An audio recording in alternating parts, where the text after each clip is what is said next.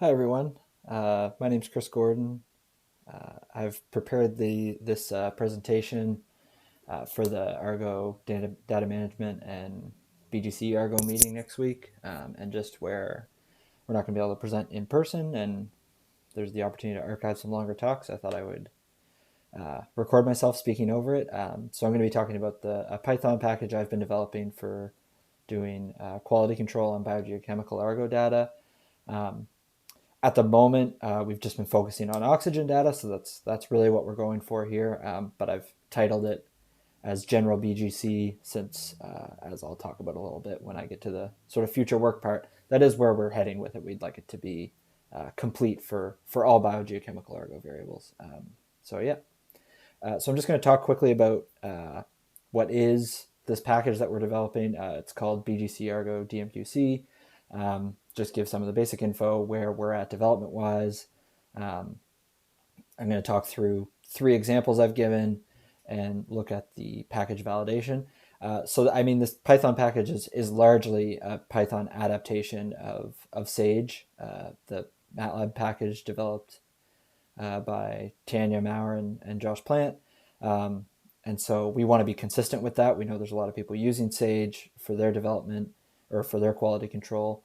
And so we don't want to put something out there for the community to use that's not going to be consistent with sort of proven methods that already exist. So I'm going to look at that a little bit and then just talk about where we're heading with it and a little bit of outreach. So I'm just going to switch. I wanted to sort of show face in the beginning here so that if we ever run into each other, you know who I am, but I don't need that for the rest of the presentation. So I'm going to turn that off quickly and then we'll continue. Okay, so what and why? The bgcArgoDMQC package is this Python package that we've made for performing delayed mode quality control on eventually in brackets there, all BGC-Argo variables. Right now, it's just for oxygen. It's an open source tool that we want to provide to the community that's straightforward and reliable, and like I already mentioned, consistent with established methods. And when I say established methods, I'm really mostly talking about Sage, since it was the sort of key concepts behind this are built on top of that. I won't spend too much time here, but this is the sort of basic Python information, the need to know. If you install it with Anaconda, which is what I would recommend, it's on Conda Forge, then you don't really need to worry about all this stuff on the left. It'll just do all that for you. If you're going to install it with pip, which is also an option, you might need to make sure that you have everything on the left there. The optional packages that are there are probably eventually going to move into being full-blown requirements, but for now they're optional. The package doesn't break if you don't have them installed. It'll sort of work around and you'll just be limited in some features.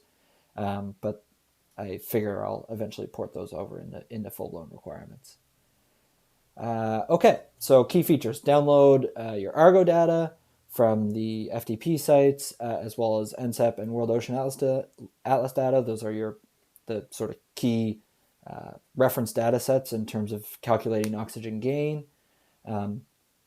If you were just going to use this package for that, just for downloading Argo data, it's probably not the best candidate. It does those things at a necessity, but if you're just looking to download some Argo data and maybe visualize it, probably something like ArgoPy would be the way to go in that case. Calculate gain using in-air data compared to NCEP reanalysis, so that's that NCEP reference data set, or near the surface, or really at any depth using World Ocean Atlas saturation data, and that's following Johnson et al. 2015.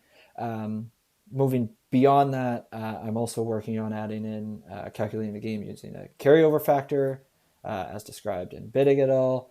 And then, once you have that, applying the adjustment, getting the error, and getting those kind of metadata fields and putting them in the file. So talking about like your scientific calibration equation or your coefficient fields into a delayed mode file.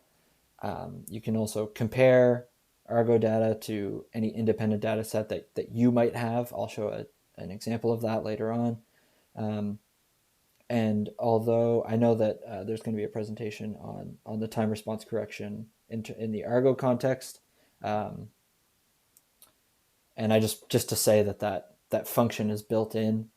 It's not totally functional with just a straight up Argo file right now, since Argo files aren't usually explicitly time resolved, but that functionality is built in there, and I'll show an example using some data that is fully time resolved.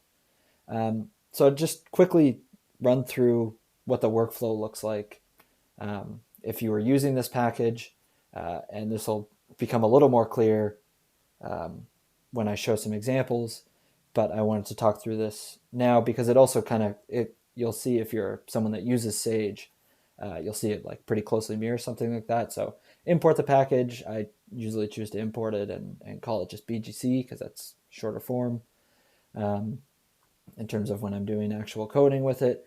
Setting environment variables, this is just a quick little command that you need to tell the package basically where do you have your data. So where do I have my World Ocean Atlas data saved? Where do I have my NCEP data saved? And where am I putting my Argo data locally on my machine? So once you have that and it knows where to look for things, you can load Argo data in quite simply by just giving it the float ID number. And you can load it as a synthetic file. So if you want to use an SPROF file, you can do it using this, or you can load individual profile files with this command here, bgc.profiles. And again, I'll show an example of how you would use that. And once you have that, you can calculate the gain. It loads in all that data, and you can just calculate the gain using this one little command.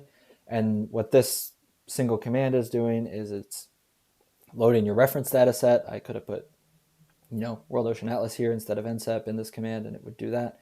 It interpolates it along the float track and then calculates the ratio or gain between the reference data and the float data. And so these are just some functions that, call other functions. And really, you probably don't need to know this if you're just going to use it to, I want to log onto my computer, load in some data, and calculate the gain for that.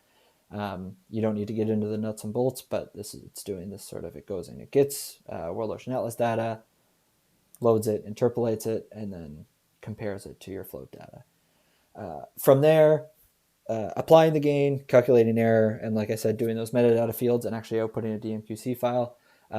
Those are more works in progress. All these blue boxes, they work right now. They're quite stable, I would say. I'll show some validation for them later on. But these last two are more in the developmental stage is what I'll say. Okay, so let's get into just a really simple example, quite similar to what I just showed. So I import bgcArgo. I would have to set my directories, like I said before. I'm not putting that here because it's going to be different for you on your machine. For me, it's users/Gordon C documents, and then I have my data somewhere. So I just have to tell it that that's where it is. But I can load a synthetic data set using an SPRO file. This is for a Canadian float that has oxygen on it. Equivalently, I can load in the B files on their own, which might be nice if I only want certain cycles, or if I'm actually applying some changes, I might want to work directly with these B files. And you can choose which cycles you want. So in this case, I've said, okay, I want to load in the first 10. And if you're loading a BGC float, this will also load the core files and sort of synthetically do the work, or manually do the work that an SPROF would do. So this will line up, temperature and salinity with your biogeochemical data as well. But I'm just going to work with the synthetic data for the rest of this example. I can do calculate gains and store it in this array here. This syn object it'll remember what the gains are. You could just run this command without putting it to a variable, and it'll know what the gains are. Or I can do World Ocean Atlas gains, and I'm using the profile object here instead, just totally equivalent. Calculate the gains reference doing World Ocean Atlas. And then you can also plot it. G here would give you your figure and your axis in a Python object, so you can modify your figure afterwards as much as you want. So I want to plot. There's a few other plot options for just visualizing the data, but I want to plot what my gain looks like, and I'm using NCEP as my reference data set. And so that would produce this plot for this float. See our reference data up here and our float data down here, and our gains for each point in time, and the mean gain is about 1.3. We are planning to do some drift analysis with the gains. It's not built in right now. For now, it just gives you, these are what your gains are over time, and what the mean is. But we do plan to implement some drift and applying breakpoints, etc. But not in there right now. In our second example, I'm going to talk about adding and comparing some independent data. So here I'm loading in a float, and then I'm saying, okay, let's look at some Winkler and CTD data that were collected at the time of this float's deployment. So I've got my Winkler data that I'm loading into a pandas data frame, if you're familiar with using pandas, but you could load this in any kind of array that you want to use. And then I'm calling this function to my synthetic Argo variable here, where I'm saying add independent data. And basically I'm just taking any of the data that I have, and I'm using the same variable names that Argo would use. So I'm saying, here's my pressure, here's my dissolved oxygen, deoxy, and then I'm providing some metadata for this file. So I just knew that this is the date where this file is from. You could also, take that from somewhere else, but you're giving it a date. It can also be a serial date number, etc. I'm giving it its location. If you don't give date and location, that's okay. This will still work. But obviously those are nice things to give, especially for the date. So if you don't give a date, it's just working on the assumption that this was a deployment shipboard measurement. And so it's going to assume that it should compare it to the first cycle for the Argo float. If you actually give a date and it, say it happened to be halfway through and happen to be co-located, then it will go and it will pick off the appropriate cycle to compare it to. And then I'm labeling it that this is my Winkler data, because down here I'm adding a second set of data where I'm saying it's from the CTD. And really, actually, when I was making up this example, I've sort of pretended that I have two different data sources. These were from the same file, but I'm saying, okay, this is my CTD data, and up here was my Winkler data. And then once I have both those in there, I can call this command that says compare independent data. It's just going to use this data that I've just added to it. And it says, okay, here's your data. Here's the Winkler data here. And I actually artificially moved the CTD data so that it looks like it's in a different spot, but it'll show, here's the comparison, give you all the dates. I actually wrote the date wrong in my PowerPoint here, but these were from August 17th. And so you see this little comparison. I just wanted to, and then lastly for an example, planning on it being, sort of useful down the road Argo-wise, but the response time correction is built into this. So I've borrowed some data from some Apex floats that were in the Gulf of Mexico. This is a data set that I worked with a lot and published a paper on if you're interested. But basically there's this, I've got this file that is an imitation of a synthetic Argo file. That's how we designed it. And so I'm loading in my time information. This is a serial date number, pressure, dissolved oxygen, and temperature. And it's got two different response times corrections. One where you're assuming that temperature is constant, so you're just giving a response time tau in seconds. And another one where it's accounting for temperature, and so you're giving a boundary layer thickness, and then it will go and it will look up the appropriate response time for each temperature and thickness using the lookup table from Bittig et al. And so I've chosen a thickness and a response time that should be about the same, and then I plotted this up using just like manual Python, nothing to do with the package, but I hid that away because that wasn't very interesting to show in this example. But you can see here, so the blue is the uncorrected data, and it's on an upcast, and so it kind of remembers this low concentration data, and the oxycline is higher than really it should be. And you see in the green and the orange, they're basically on top of each other because, like I said, this boundary layer thickness and response time should work out to be about the same. Obviously, there will be some small differences, and we see that in the gradient where temperature is changing here. So the green line is accounting for temperature, the orange line isn't. But they've sort of lowered this gradient down to a deeper depth to account for the response time. So that's in there as well. Validation. So for now, I've done sort of three main branches of validation. The first being me running Sage on my own machine and then running the same data through the Python package and comparing them. That's been good, but it's a bit labor intensive in terms of building up an actual significantly large enough data set to compare against. And so what I've spent most of my time on and what I'm going to talk mostly about today is basically taking the oxygen audit that Josh sends around and recreating that using the Python module and then comparing the resulting gains. And then the last branch of the validation I've been working on is just repeating the quality control process for floats that are already in delayed mode. So just pulling any floats that already have a gain applied to them that are out there and repeating the process, doing basically my own gain calculation for those floats and seeing if those two things line up. But like I said, I'm going to spend most of my time talking about this comparison to the oxygen audit. And so this is like sort of high level where we're at right now. I think in the one that went out in July, I want to say there's about 5,400 profiles in there. Yeah, it's 53.99. And so I've done that calculation for all of those profiles that were identified in the audit and compared the two. And so I'm calling this absolute difference AD anything that's less than 0.01 because that's the precision that was distributed to be sort of matching perfectly. And then there's this larger chunk where we're matching pretty well, but not what I would call perfect. I should point out that this black bar where it says both infinite valued, so those are matches. It's gain values that are both identified as infinite in the oxygen audit and that our package returns as infinite.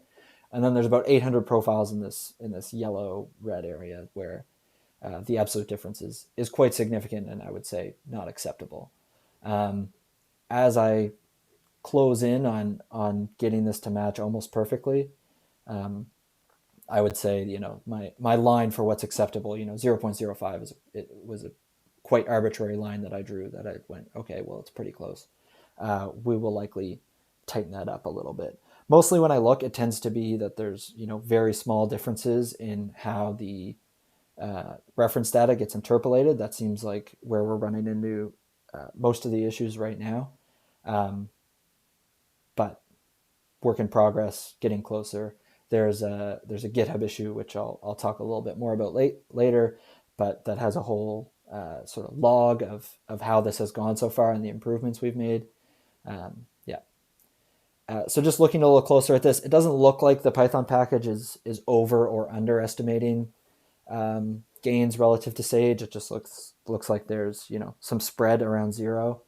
And so we're pretty good. Most things lie on this one-to-one line. I should mention I've tightened the axes quite a bit here. It's not horribly meaningful if you zoom out all the way to catch all the data. So we're looking at the more realistic part of the gain spectrum here is what I would say. But obviously there are still there are some issues in terms of like this point that there's this much of a disagreement is a problem. I would say these ones you don't want to see really anything like that, especially where this Python package was built on top of or as a translation of Sage, so they should line up with one another. And so whenever there's this sort of mismatch, I think there's something to be found within the Python package that needs to be fixed. But it's something that is a huge priority for us in terms of shipping this and getting it to the point where it's usable as a delayed mode method. For the moment, whenever I use it, kind of operationally, I'm running Sage right beside it the whole time to make sure that they agree, basically, if I'm doing any active work on floats. But once we're working on getting this to the point where you don't have to do that, because I don't want to run two quality controls for the whole time. That's not the point. But for now, working towards making sure that this is totally consistent with established methods. So just to close up, the package is, it's available. I've talked a lot about its development, but it's out there. It's on Anaconda. You could install it on your machine right now. I encourage you to. You will probably run into some bugs, but that would be really helpful for me if there's anyone out there that wants to try to use it and is happy to communicate with me. I mentioned this earlier. We're totally focused on oxygen right now. That's our priority within sort of Canadian Argo. But it's not the intention that this package is limited to that. I'd love to have all the BGC variables be within there and have it be a sort of all-in-one tool in terms of performing DMQC on your BGC variables. So if you're interested in working on this, either as like an alpha user or a tester, if you want to contribute Python code for another variable, or just generally kind of play around with it, the issues page on the GitHub is for this package is quite active, but it's mostly just me commenting and talking to myself in there. So I'd love some interaction from other people. If you're not someone that likes using GitHub or you're unfamiliar with it, I encourage you to use it. It's pretty straightforward and super useful, but I'm happy to just talk with you over email if you want to get involved in the package as well. And then I have some more direct feedback questions that if you want to shoot me an email about this, since this is a video and there's no actual interaction right now. But we're just so what features would you want to see from this package that would encourage you to use it? Is a graphical interface important to you, or are you happy to just load the package and use it inline and more on a code base? Or do you want something that comes up and it's more graphical, etc.? Anything in future development you want to see that I didn't mention today, or that you don't see in the package at all, or just any other comments? So like I said, GitHub page is where all the development sort of goes on. I'm quite active on there. I would say that we're developing something new or fixing something in the package every day.